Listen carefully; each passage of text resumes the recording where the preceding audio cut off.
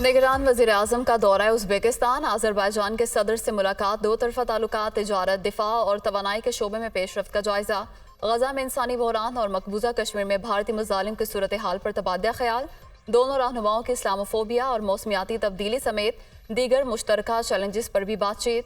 अनवरुल हक काकर ने अज़रबैजान की खुद मुख्तारी और इलाकाई सालमियत, बेखुसूस कराबाख के हवाले से पाकिस्तान की गैर मुतज़लज़ल हिमायत का अदा। ताशकंद में इक़्तिसादी तावन तंजीम का इजलास, मुख्तलिफ ममालिक के सरबराहान की शिरकत।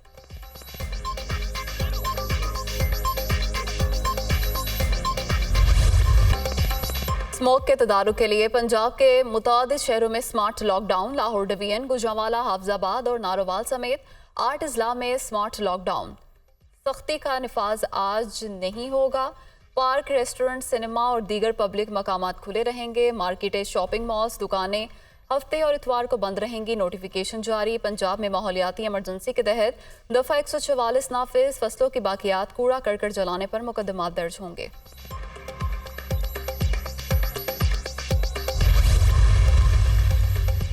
पंजाब के मुख्तलिफ शहरों में फ़ज़ा आलूदा। मुल्तान सर फहरिस्त। Air quality index 488 record. Lahore की फ़ज़ा भी आलूदा। मजमूई एयर क्वालिटी इंडेक्स 373 तक पहुँच गया। दीगर शहरों में भी स्मोक का राज बरकरार। बदतरीन आलूदगी से शहरी बीमारियों का शिकार। तिबी माहिरीन का मास्क के इस्तेमाल का मशवरा।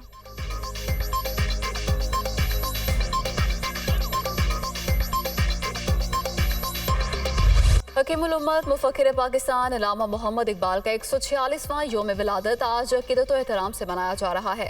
शायर मशरिक़ के योम पैदाइश पर मुल्क भर में आम तातील। लाहौर में मज़ार इकबाल पर गार्ड्स की तब्दीली की पुरवकार तकरीब। पाक बहरिया के चाक चौबंद दस्ते ने एजाजी गार्ड्स के फ़राइज़ संभाल लिए। निगरान वज़ीर आला पंजाब के मज़ार इकबाल पर हाज़िरी, फूलों की चादर चढ़ाई। मुल्क की तरक्की और सलामती के लिए दुआ।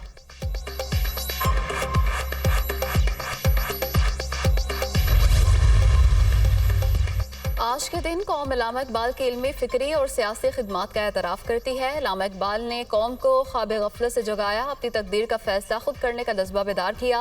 अल्लामा इकबाल का फ़लसफ़ा खुदी इनकलाबी हैसियत का हामिल है। सदर मुमलिकत आरिफ अलवी का योम इकबाल के मौके पर पैगाम। अल्लामा इकबाल ने नौजवानाने बरसगीर को अपने आबाओजदाद की लाजवाल कुर्बानियों से रोशनास कराया। शायर मशरिक़ ने इस्लाम और हमारे इस्लाफ की जिद्दत पसंदी को उजागर किया। निगरान वज़ीर आज़म का इकबाल के तसव्वुर पाकिस्तान के हसूल के लिए दिन रात मेहनत करने के अज़्म का इजहार। निगरान वफाकी वज़ीर इत्तलात का भी अल्लामा मोहम्मद इकबाल को खिराज अक़ीदत। अल्लामा इकबाल का फ़लसफ़ा और फ़िक्र पूरी इंसानियत के लिए मशअल राह है। मुर्तज़ा सोलंकी का पैगाम।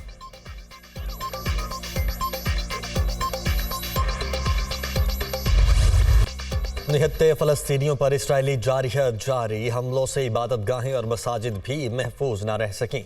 खान यूनुस में इसराइली बमबारी से 2 मसाजिद शहीद। जबालिया, नसीरात और शातई कैंपों में रिहायशी इमारतों को भी निशाना बनाया। इसराइली तैयारों का तिब्बी सामान के काफिले पर भी हमला। सेहूनी हमलों में मजीद 306 फ़लस्तीनी शहीद, 78 खवातीन और 139 बच्चे शामिल। मजमूई तौर पर शहीद फ़लस्तीनियों की तादाद 10,500 से बढ़ गई। शुहदा में 4,880 बच्चे और 2,800 से जायद खवातीन शामिल। 32,000 से जायद जख्मी, 15 लाख शहरी बेघर। अल-क़स्साम ब्रिगेड की इसराइली फौज पर हमलों की नई वीडियो जारी। गजा में दाखिल होने वाले सिहोनी फौज को हमास के अस्करी विंग अल-क़स्साम ब्रिगेड की जानिब से सख्त मुज़ाहमत का सामना। 16 इसराइली टैंक और फौजी गाड़ियां तबाह। जंगजुओं ने स्नाइपर और मुख्तलिफ हथियारों से गासिब फौजियों को निशाना बनाया। अल-क़स्साम ब्रिगेड का दावा।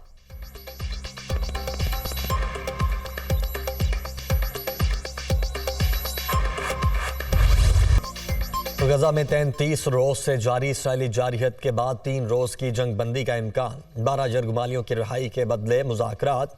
यरगमालियों में 6 अमरीकी शहरी भी शामिल। 3 रोज़ा जंग बंदी का मकसद गजा में इमदाद पहुंचाना है। तर्जुमान हमास का बयान। हमास इसराइल में जंग बंदी के लिए कतर सालिसी की कोशिश कर रहा है।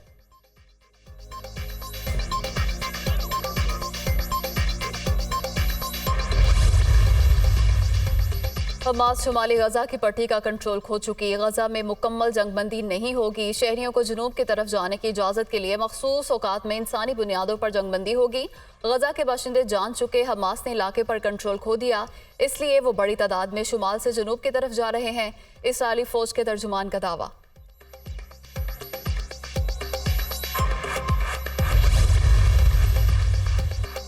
गजा में इंसानी बुनियादों पर जंगबंदी घंटों या कई रोज जारी रह सकती है। अमरीकी इंतजामिया के पास तनाज़े के खात्मे के बाद गजा के मुस्तकबिल का कोई हतमी हल नहीं। हमारी तवज्जो गजा से तमाम यरगमालियों बिलखुसूस अमरीकियों को निकालने पर है। जंग खत्म होने के बाद भी इसराइली फौज का एक हिस्सा गजा में रहेगा। व्हाइट हाउस का ऐलान, गजा में 3 दिन तक लड़ाई रोकने से यरगमालियों को आज़ाद करवाने में मदद मिल सकती है। बाइडन का नेतन्याहू को पैगाम।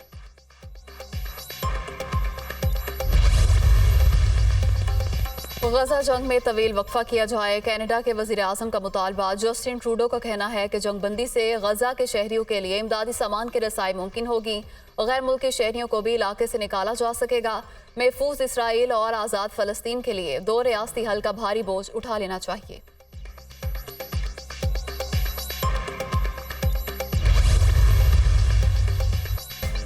इसराइल दुनिया से झूठ बोलकर हमें भूखा मार रहा है, बदला लिया जाए। फलस्तीनी बच्चों की अल शिफा हॉस्पिटल के बाहर प्रेस कॉन्फ्रेंस। कहा, गजा में खाने पीने की शदीद किल्लत का सामना है। पूरी दुनिया के सामने इसराइल बमबारी कर रहा है और नस्ल कुशी पर तुला है। हमें जिंदगी, तालीम, इलाज और खाना फराहम किया जाए। ये जिंदगी नहीं, कहाँ जाएं? कमसिन फलस्तीनी बच्चे की फरियाद।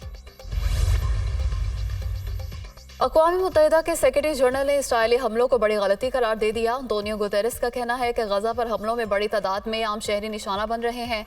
अमवात से लगता है इसराइल के फौजी ऑपरेशन में कोई चीज वाज़े तौर पर गलत है।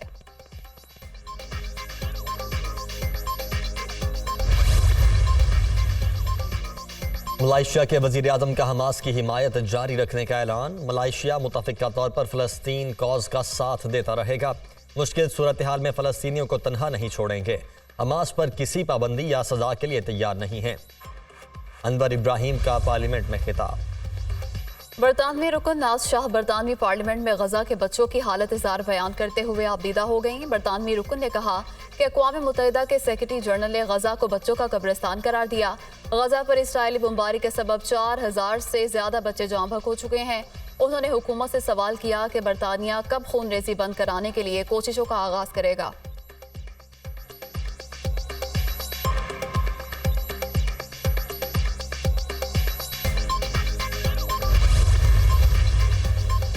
जापान के दारुल हुकूमत टोक्यो में G7 के रुकन ममालिक के वज़राए खारजा का इजलास। इसराइली जारहियत के खिलाफ बात करने की बजाय यूक्रेनी आवाम की मदद पर जोर।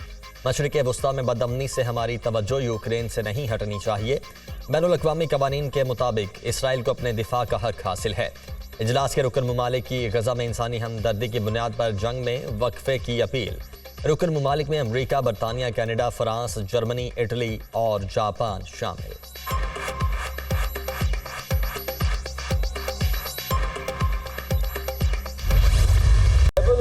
फील्ड का जो शिकायत है अब वो करना ही बंद कर दें। आपको लेवल प्लेइंग फील्ड तो नहीं मिलेगा, मगर लेवल प्लेइंग फील्ड हो या ना हो, मैं आपको बता रहा हूं कि पाकिस्तान पीपल्स पार्टी इंशाल्लाह ताला इलेक्शन जीतेगी। हमारा राब्ता अवाम से है, उनका राब्ता किसी सिलेक्शन कमेटी से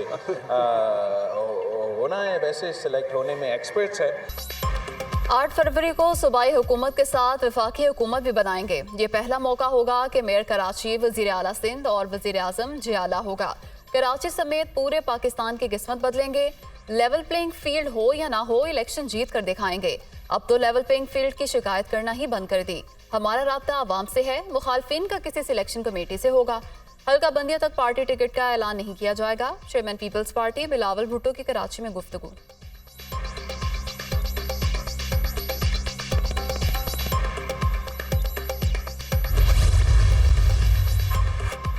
पीटीआई दौर में मुल्की मईशत को तबाह किया गया। 9 मई को जो कुछ हुआ उसे मुआफ नहीं किया जा सकता। कोई मुजरिम है तो सजा मिलनी चाहिए। सदर आइन तोड़ने वाले हैं, इक्तदार की बारियां आवाम देते हैं। पाकिस्तान को मुश्किलात से निकालने के लिए नेशनल हुकूमत बनाएंगे। जावेद लतीफ की मीडिया टॉक।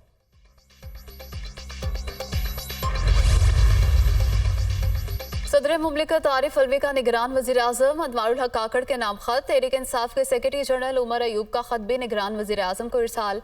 निगरान हुकूमत का गैर जानिबदार इकाई के तौर पर तमाम सियासी जमातों को हमवार मैदान फराहम करना बेहद अहम है। आवाम का सियासी सरगर्मियों में हिस्सा लेना और आज़ाद मीडिया के जरिए राय का इजहार करना ही जमहूरियत की रूह है। सियासी वाबस्तगियां रखने वाले अफराद की जबरी गुमशुदगियों के बढ़ते हुए वाकयात पर मीडिया में भी बहस हुई। लोगों की सियासी वाबस्तगियां और वफादारियां बदल जाने पर ऐसे वाकयात तशवीश का बायस बनते हैं। खवातीन सियासी वर्कर्स की तवील नजरबंदी या अदालत की जानिब से रिलीफ के बाद बार बार दोबारा गिरफ्तारियां मामले को मजीद हसास बना देती हैं। निगरान वज़ीर आज़म हुकूमत के सरबराह होने के नाते इन मामलात पर गौर करें। सदर मुमलिकत का खत।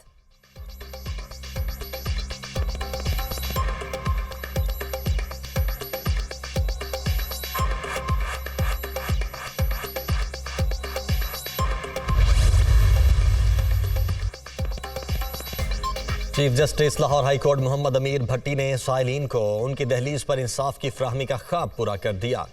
दूर दराज से आने वाले साइलिन के केसेस उनके करीबी बेंचेस में मुंतकिल करने की मंजूरी। जिला मियांवाली के केसेस लाहौर हाई कोर्ट के बजाय रावलपिंडी बेंच और जिला भक्कर के केसेस मुल्तान बेंच मुंतकिल। लाहौर हाई कोर्ट ने समरी निगरान पंजाब हुकूमत को इरसाल कर दी।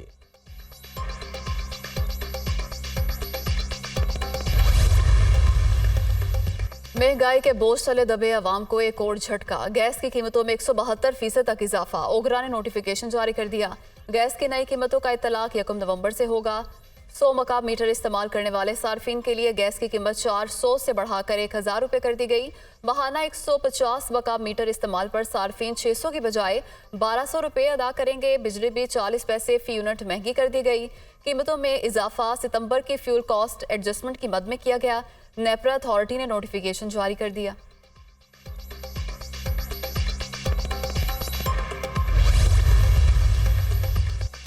IMF और FBR के दरमियान तकनीकी सतह के मुज़ाकरात। टैक्स पॉलिसी और टैक्स एडमिनिस्ट्रेशन के लिए कायम टास्क फोर्स बारे ब्रीफिंग। IMF का रिटेलर्स, एग्रीकल्चर, रियल एस्टेट पर टैक्स आयद करने का मुतालबा। टैक्स कलेक्शन में शॉर्टफॉल हुआ तो रिटेलर्स पर दिसंबर के बाद से फिक्स्ड टैक्स आयद किया जा सकता है। रिटेलर्स पर टैक्स आयद करने के लिए स्कीम मुतारिफ करवाने के इख्तियारात FBR को मिल गए। एग्रीकल्चर पर टैक्स के लिए सूबों से मुशावरत। रियल एस्टेट पर टैक्स आयद के लिए इन्फोर्समेंट का मुतालबा। IMF मिशन की टैक्स पॉलिसी में तरामीम और टैक्स फ्लॉज खत्म करने के लिए FBR को तजावीज़। FBR ने रवा माली साल के इख्तिताम तक रेवेन्यू प्रोजेक्शन रिपोर्ट IMF को फराहम कर दी। IMF मिशन 2 रोज में रेवेन्यू प्रोजेक्शन रिपोर्ट पर रिस्पॉन्स देगा। गैर कानूनी तौर पर रिहाइश पजीर अफगान बाशिंदों का महफूज इंखला पाकिस्तान हुकूमत की तरजीह। तारकीन वतन की वापसी का सिलसिला जारी। गुज़श्ता रोज 4119 गैर कानूनी अफगान बाशिंदे वापस चले गए।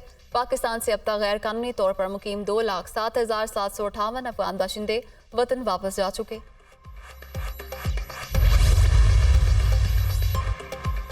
न्यूजीलैंड और श्रीलंका आज अहम मैच में आमने सामने होंगे। क्रिकेट वर्ल्ड कप में फाइनल 4 तक रसाई की जंग के लिए पाकिस्तान श्रीलंका की जीत का मुंतज़िर। इंग्लैंड से फैसला कुन मुकाबले से कबल शायकीन की श्रीलंका और न्यूजीलैंड मैच पर नजरें। बेंगलोर में 2 दिन से वक्फे से बारिश। आज भी बादल बरसने का इम्कान। मैच बराबर या ना होने पर दोनों टीमों को 1-1 पॉइंट मिलेगा। मुकाबला बराबर रहा तो पाकिस्तान को इंग्लैंड से जीतना होगा।